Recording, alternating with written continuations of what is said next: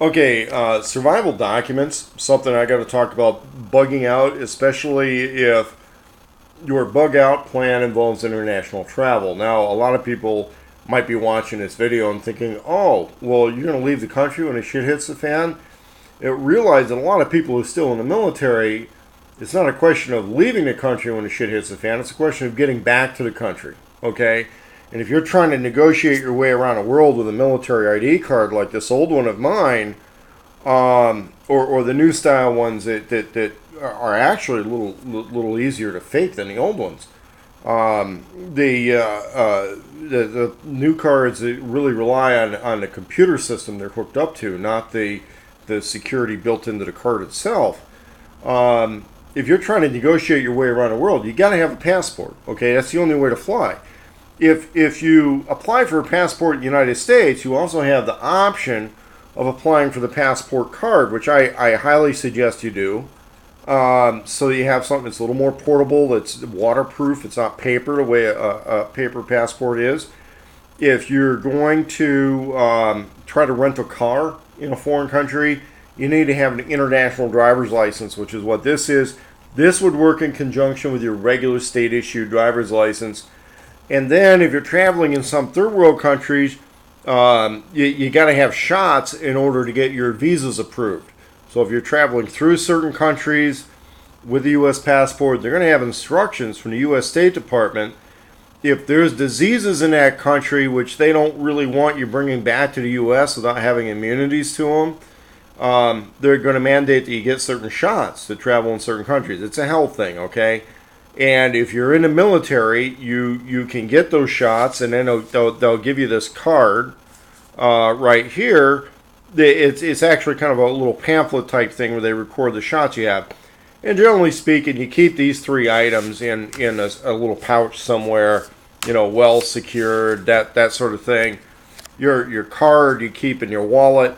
The other thing I would suggest doing is that if you have other credit cards, IDs, other wallet cards, open up your wallet every once in a while. Copy fronts and backs of these things. I'm just showing that really quick. It's a piece of paper.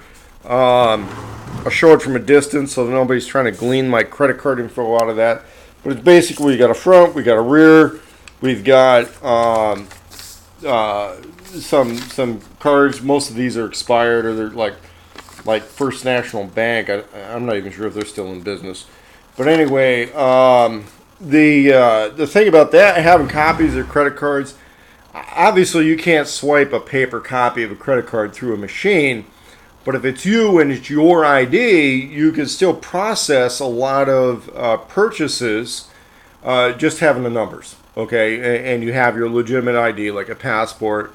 You keep that all in one place. It's almost like a backup copy of your wallet. The other thing you want to look out for is if you're in the military, you can get a spare military ID card. Go to any military base, and this is something to do even if you're on active duty, you're home on leave. A lot of times there's going to be a military base. It may even be from another branch of service. You stop out to use the PX or something, or the AFIS there, and tell them, listen, if I were to lose my military ID card, is there a place where I can get one? And they'll tell you. And then it's not too hard to say, hey, my military ID card was in the shorts of my PT shorts. It got lost in the laundry. I really need to get another one. Here's my driver's license, my passport, right? You can use a passport to get your other identification back. If you're stuck all the way down to where you only, you know who you are, and you got to go file for your birth certificate, got to file for your social security card, all that kind of shit, it's a major hassle. It's a major hassle to lose your driver's license if you don't have a passport to prove your identity, even in your home state. So I suggest that. I suggest if you're in the military, regularly, once a year or so, report your military ID lost. Go get another copy. Take the old one, put that with your document vault in a stash someplace, along with your wallet vault. You can get backup copies of a lot of your regular credit cards. I would suggest doing the same thing, but in the short term, you can do the paper copy and have that as a survival item that is every bit as important as other survival items. Let me tell you something. Losing a wallet sucks. And being able to recover your identity, a passport really helps. The other thing is identity theft really, really sucks. And it's very difficult because applying for new credit usually requires the driver's license number, the social security card. A lot of times your social security number is on your driver's license, and so people copy driver's licenses in the course of doing things, getting a job, renting certain things. A lot of times they want to copy your driver's license, and what happens is they're walking away with your credit identity. Now, traditionally, when people go into foreign countries, it's common for people to photocopy part of your passport. Let's say your visas. They'll copy the main page. It'll identify you, but it doesn't identify your occupation or where you live all the time. It rarely does anything on a passport app situation involve your home address. And that really dates back to when the new style passports were designed after the Cold War.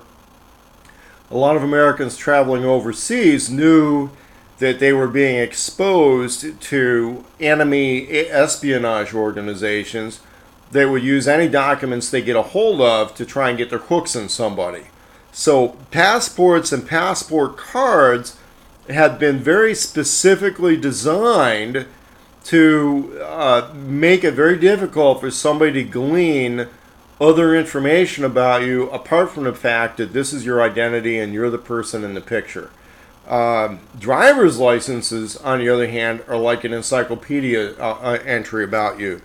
Even though I'm covering up a lot of this federal ID right here, it doesn't have my address. It doesn't have my social security number. It has its own numbers, its own codes that only certain government agencies can decode. Okay, this isn't going to be a situation where, let's say, a cop pulls you over on a street. Now, if you're driving, you have to produce a driver's license. If you are not driving, you only would have to produce ID, and that varies a little bit state to state. But if you were not driving and you produce a passport, and a guy starts asking what's your address, what's this, what's that, you don't have to tell him. Okay? If you produce one of these for identity and somebody runs off and copies it, there's next to nothing on that card that they can use to access your personal credit profile. And for $200 to have an alternate ID that is entirely valid, that does not access your credit profile, that does not give away your home address, it does not give away your social security number, I highly suggest this as a survival thing. If you're in the military and you're concerned about how you would ever get home if you didn't have your military ID card and you're stuck in a foreign country and you don't have any visas stamped, the passport helps.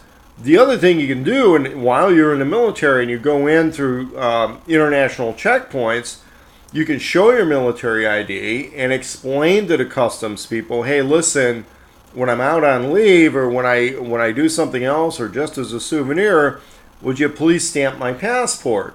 And they have the little rubber stamp things right there with them. They can stamp your passport so that if you were to be on leave and you need to conceal the fact that you're in the U.S. military, you can do that. Which, as America becomes a little bit less popular in foreign countries, I think that's a smart idea. Especially in Europe, it may not be popular to be American. It's definitely unpopular to be in the U.S. military among certain circles. And if you need to lie about something, it's a hell of a lot easier to tell lies while you're holding a U.S. passport and they can't find your military ID card. Okay? And the other advantage you have in a U.S. passport is that there are some foreign passports that you can obtain once you have a U.S. passport. There's some from the Caribbean that you can purchase. And then there's some European passports that you can apply for if you can prove your heritage to that particular country. Germany offers heritage passports. The UK does. Ireland does. France, Poland, Italy. I think Spain does. I'm not sure about Spain and Greece, but I think they do. I think most of the EU countries do that now. And so that's something I'm going to suggest as my little survival tip of the day as you're preparing and getting things. Go ahead and get the federal ID. Now, whether or not you believe in the New World Order and this and that and that and this, the reality is if you grandstand against having it, your life becomes a hell of a lot more difficult. If you want to politically be against it, that's you, okay? And you can tear the thing up or hide it or whatever after you get it, but the important thing is to have another option available to you for navigating checkpoints. Anyway, I'm going to sign this one off and post the video.